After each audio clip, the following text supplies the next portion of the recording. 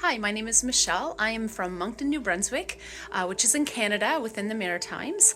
I am 50 years old, and a bit of my story coming from about 10 years of chronic pain, probably, I don't know, 6, 7 years in there. No, or maybe 5 years in, I started dealing with chronic anxiety on top of it because my nervous system had experienced so much chronic pain that it eventually turned on anxiety. And so that, and then I lost my 16-year-old son 2.5 years ago in a tragic motorcycle accident. And then I started my symptoms raised again to stress illness and some psychogenic seizures on top of that. So my journey has been a long one. 3 years ago, which was 7 months, 8 months before my son passed away, I had seen a brain specialist after seeing about 12 different physical therapists over a simple flared up whiplash that turned into chronic pain. After so many years of having that chronic pain and all of that fun stuff that came with it, I was told that my body was no longer, the chronic pain was no longer making sense to the type of injury that I had, which wasn't all that severe. It was just an old whiplash I didn't know I had that flared up, and then it eventually turned into chronic pain. So after many years of dealing with the chronic pain, which started within a year after the injury had first flared up, not when it first started, that was 20 years prior, is when the original whiplash was there. But when it flared up, when I actually found out what was going on, that I had an old whiplash and I had just pushed some physical limits and it had flared up in a big way. A year after that point, it turned into chronic pain. And from there, it escalated even further. So about 6, 9 months after that point, I started to get a little bit more mobility, I thought, and I tried to do a bit of landscaping. I hit a root and I felt this shrill of pain shoot up my wrists. And so then from there, it escalated from like a neck injury and mid-back injury from the chronic, not chronic, but the whiplash. Then I developed wrist tendonitis. And then after so many months later, it spread to both of my elbows and then to both of my shoulders. And it got really, really intense. And then when I was getting treated for the tendonitis in my wrists, after the physical therapy, I would go on my computer and log everything. I was a big over-detailed logger, trying to figure out where all my pain was coming from, logging all the symptoms and doing all this stuff. And I would go on the computer for about 4 hours after having physical therapy on my wrists when I should have been resting. And so I did that, and then I started getting severe pain reactions whenever I would go on the computer. So then I reverted to my phone. And after doing that so many times after physical therapy, my whole nervous system had turned on so much pain, it was no longer making any sense. So I'd go to physical therapy, and all I had to do was come home, go on my phone for about 20 minutes, tap, sometimes even like 15 minutes. It didn't take much. Just tapping my phone with my finger, I would have pain shoot up my finger to my wrists, move to my elbows, up to my shoulders, to my neck, down to my upper mid-back, and then to my lower back. And just overwhelming pain all over. I'd need help to bring people a cup of coffee. I would have to use 2 hands. Sometimes I needed help getting dressed or washing my hair. I felt like I was a 90-year-old woman in my mid-40s, and my life felt like it was over. I could barely keep up with my housework. I had a hard time making suppers. It was horrible. And then 3 years ago, at the end of 2021, I had seen a physiotherapist who specialized with the brain, and she explained to me, finally, after 12 different physical therapists, she explained to me what was actually happening in my body. So come to find out that that our brains don't know the difference between physical and emotional pain. To the brain, pain is pain. Sorry about the interruption. To the brain, pain is pain. And so what I didn't realize that she tried to explain to me was that because I've been an oversensitized, oversensitive, over-detailed person my entire life and held a lot of emotional pain inside, that to the brain was already a huge alarm system throughout my life. And when I had that whiplash that flared up really, really bad, that on top of it was an added major type of danger to the brain. And so just like you touch your hand on a stove and you burn your hand and you withdraw it, the pain is not, what I learned is that the pain is not actually coming from your hand, it's actually coming from the brain trying to protect you. And so what was happening to remove your hand from the stove, right? So what was happening with my brain and my nervous system is that the brain thought it needed to protect me on a constant basis.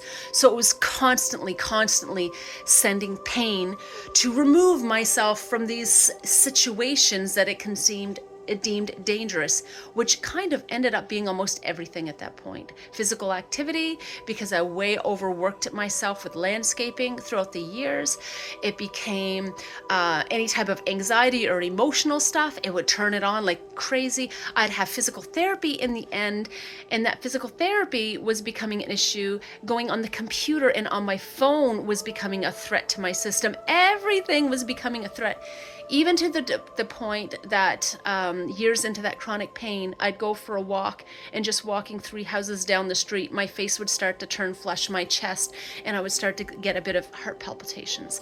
Nothing major with the heart at that point. It was just like anxiety. And so my system was really wired. And so, and then we lost our son. I guess that's a little bit more ahead, backing up. When she told me all of that, she said, "You're too wired for me to help you right now. I'm going to send you to a pain clinic. You're going to have to get medicated and come back and see me when you're wired down." Because she said, at this point, you are going to have to come see me at least once a week for 3 months, because you're so wired. To get you to calm down your nervous system and you're overthinking that there's something physically wrong with you when there's not, we're going to have a lot of work to do. And so I left hopeless. The pain clinic was like a 5-year wait. And anyways, all that to say, I ended up going with my husband to his appointment to another chronic pain specialist. And I ended up telling him a bit of my story. And I had already seen this guy. He was the one that referred me to this brain specialist. His appointments were only short appointments at that time. And he said, your system is too wired for me to help you. You need to see someone who does longer sessions, which was the physiotherapist that was does an hour sessions.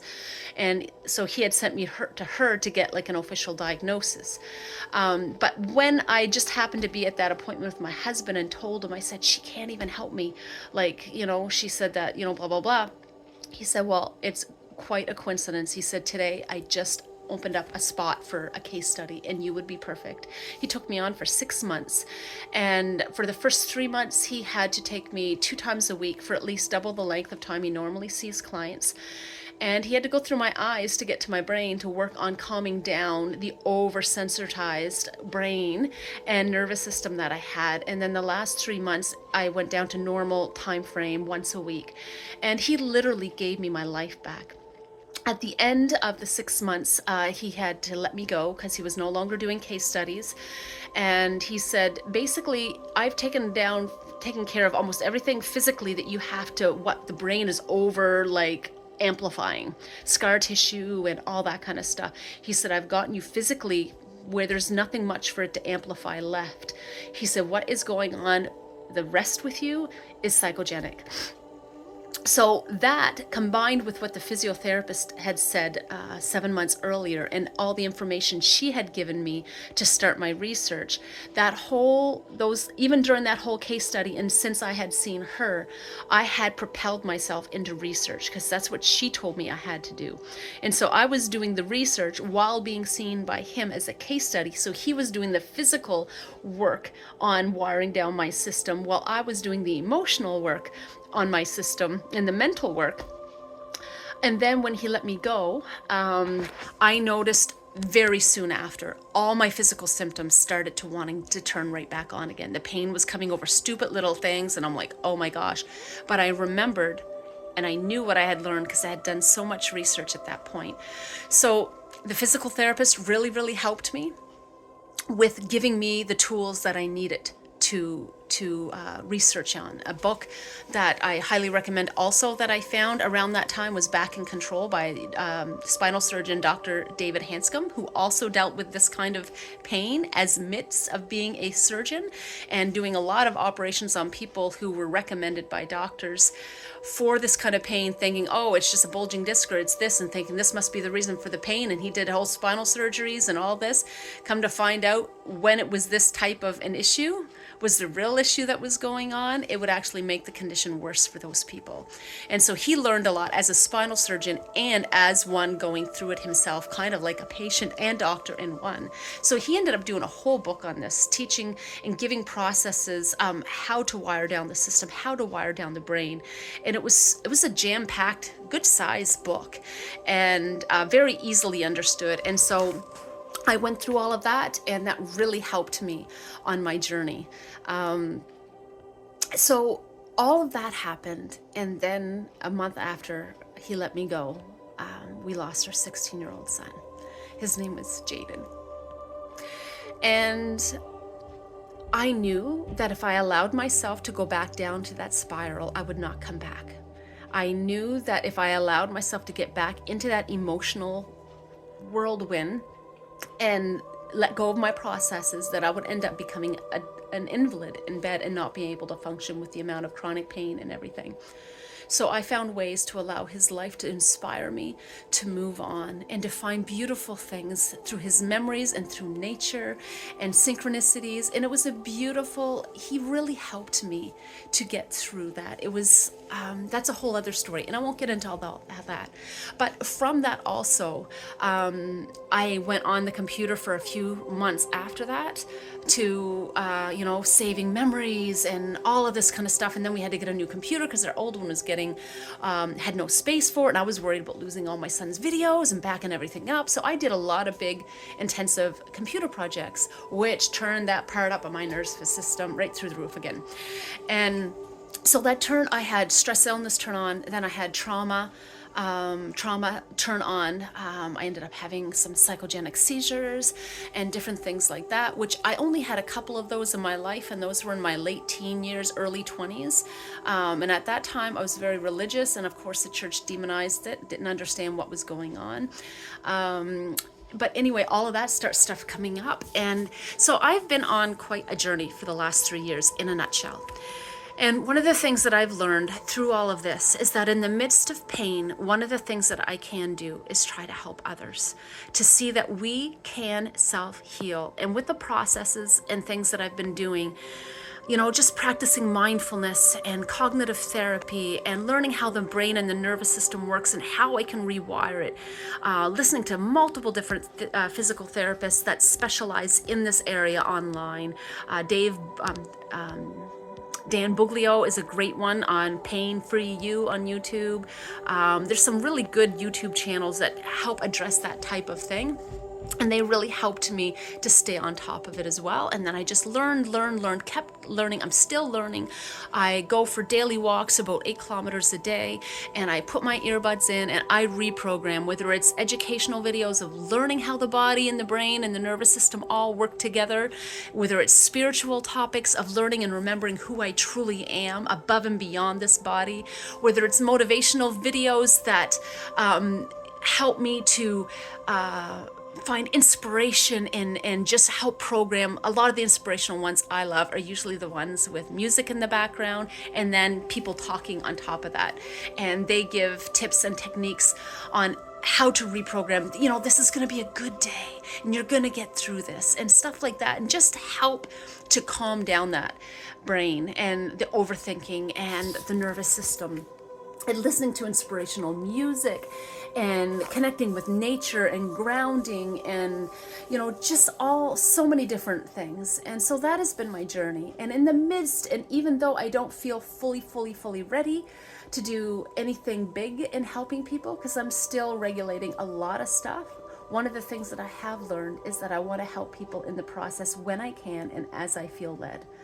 So I'm not looking at building any big business. I think my heart is what I just really want to do is help people.